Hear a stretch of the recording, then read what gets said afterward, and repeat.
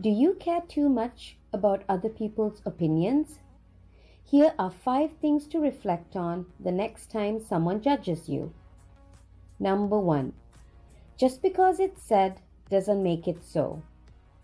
Remember that unless it's hard facts, anything else that we say is just perspective. It's our take on the world, and perspectives come in all different shapes and colors and are influenced by our culture, religion, background, our family, where we grew up, what books we read, what movies we watch, which people we hang out with, and so on.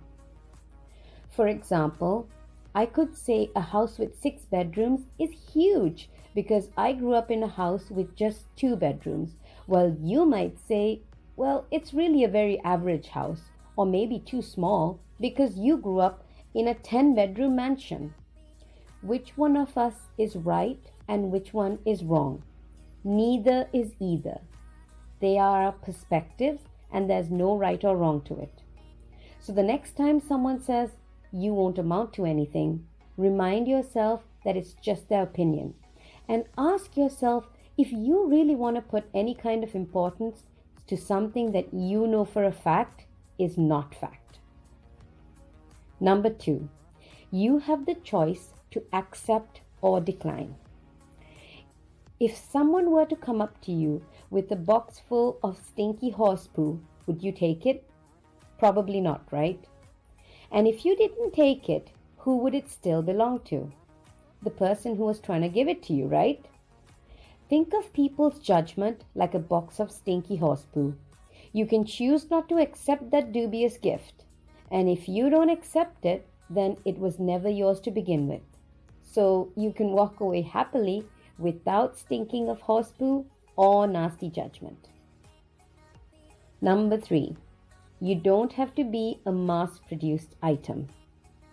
Whenever we give in to other people's opinions without actually wanting to, then we are conforming. Basically, we're shaping ourselves to comply with the norms of others, becoming mass-produced beings who look, walk, talk, and think like everyone else. No better than products manufactured in factories. Conforming without wanting to is a form of dishonesty to yourself and to those around you. But if we stay true to ourselves, we're being honest and true. We're telling others we respect the way you are, but we are happy the way we are. So let's just agree to disagree. This doesn't mean you run around doing everything nonconformist just because you think it's cool being the odd one out. That's dishonest too. Not conforming just means remaining true to who and what you are, whether it's being the only boy in class whose favorite color is pink or the only girl in woodwork class. Number 4, short-term or long-term happiness? You decide. Not giving in to popular culture or other people's opinions is uncomfortable. We all have the desire to be liked, so it can be very difficult to go against that desire. But if we do fight the urge and decide to remain true to ourselves, the result is that eventually you will form a group of people who do think like you, and because you can just be you within that group, you will experience contentment and happiness.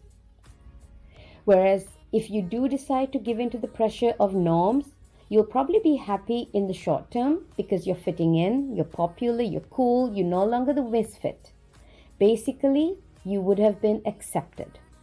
But because you're probably going against your true nature when you do conform, it's debatable as to how long you would remain happy, because your tribe or group would be the ones you had to change yourself for.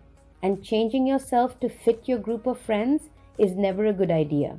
Because how could you be happy and feel like you fit in when you know that this is not the real you? Number 5, be inspired by the greats. Pick any of your inspirational figures, heroes, or role models. It's almost certain that they're shining examples of nonconformity, of not giving into the pressure of what other people think. Why do I say that? Because to break the mold and achieve something great, whether it was a brand new invention or national independence, they had to be thought of as crazy because hardly anyone had heard of, thought of, or even dreamt of the things they were trying to achieve. On the flip side, it's important to make sure that you remain open to constructive criticism, which has the aim of helping you to improve and lifting you up, whereas judgment mainly has the aim of putting you down. In this world of social media and the internet, where most people only show the best version of themselves, it's easy to feel the pressure to conform. But try to remember these 5 mindsets and stay true to yourself. Your individuality is beautiful and should be celebrated, not hidden away. Try it out and let me know how it goes. I would love to hear from you. Write me an email to jamispree@gmail.com. Share this video with anyone you think might benefit from it. And as always, please don't forget to like and subscribe. Never forget, you are your own superhero.